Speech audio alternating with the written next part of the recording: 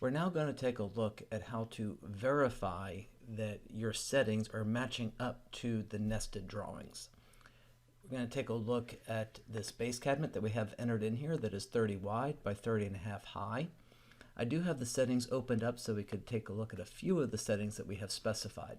I have it set to have the backs fit inset in between the sides, tops, and bottoms, and the option to have dado into the sides. We do have the back dado checked. That means that we will have dados on the sides of the cabinets. For the material, I am using 3/4 inch throughout all the parts. We'll then take a look at the back dado itself and see that we are getting a width of the dado that is 3/8 of an inch with a depth of 3/8, also inset by 3/8 with an allowance of 0.02. We'll also verify toe kick notch of the height of 4 inches and the depth of 3.5. And then just take a look at some of the overall sizing of the cabinets and see how we're able to verify that in PartNester. So now that we know what settings we're working with and looking at, and again, we're just modifying right here in the settings by changing the settings and verify that we want that toe kick height to be 4 inches and the depth to be 3.5.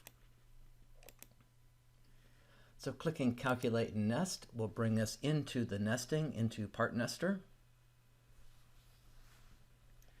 It spans across 2 sheets.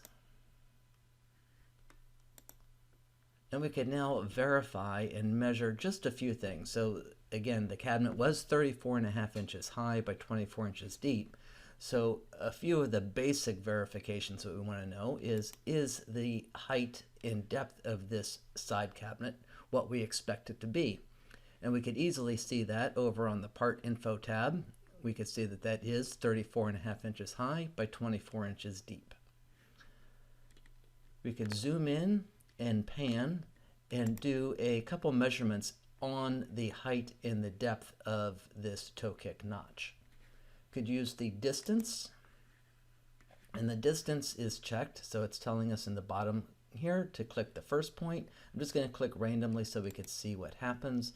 It is drawing out a line and it is giving a dimension at the same point. Right clicking, it will give us the command that's last used, so distance is there.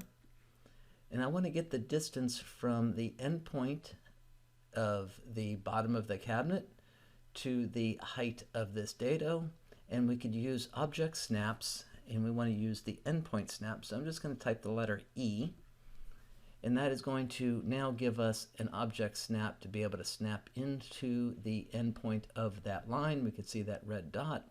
Selecting that line, and when we select over the top of the top side, it locks us in at 4 inches.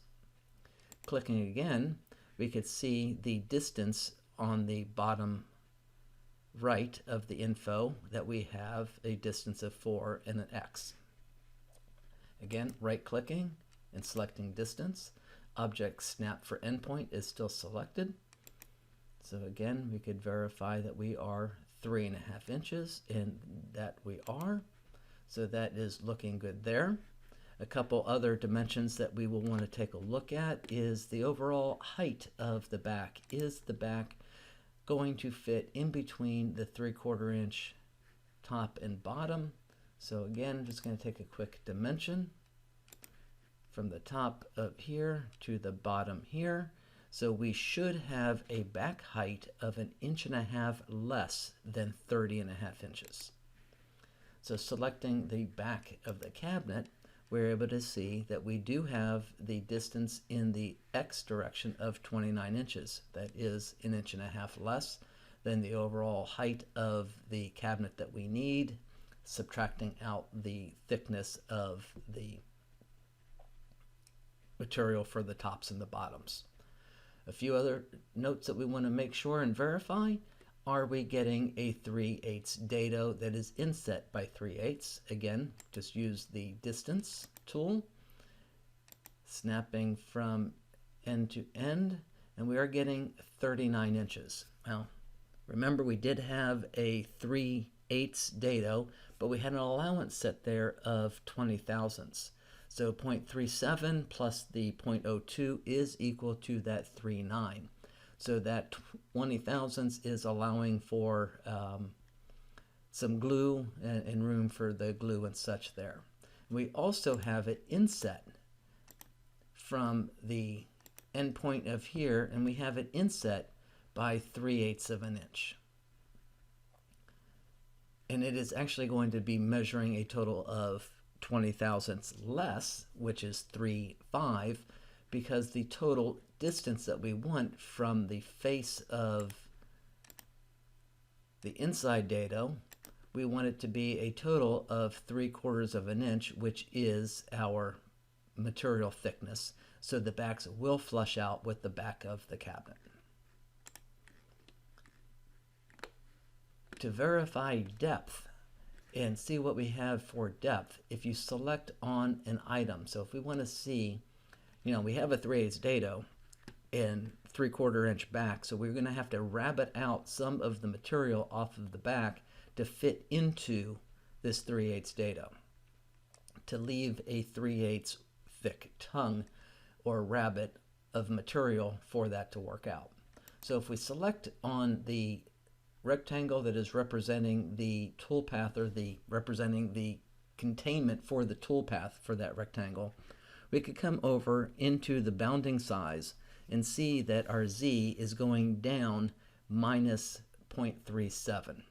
Well, it is rounding there a little bit, but that is 3/8 of an inch. That is half the thickness of 3/4 inch plywood. So once this goes down and removes 3/8 of a material there, it will be leaving a 3/8 thick dado that will fit into our dado in the back.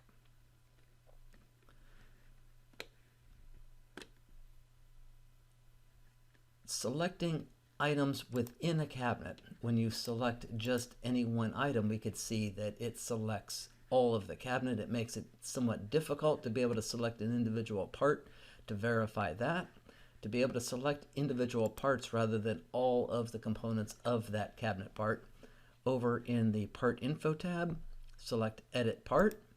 This still allows the Part Info tab to be updated when you select that part. As we see, we select on the left side, or we select on the bottom. We could see that that is updated in the Part Info. So coming over and selecting on any one of the holes, we're able to see that that hole depth is 1/2 of an inch deep into the face of the board.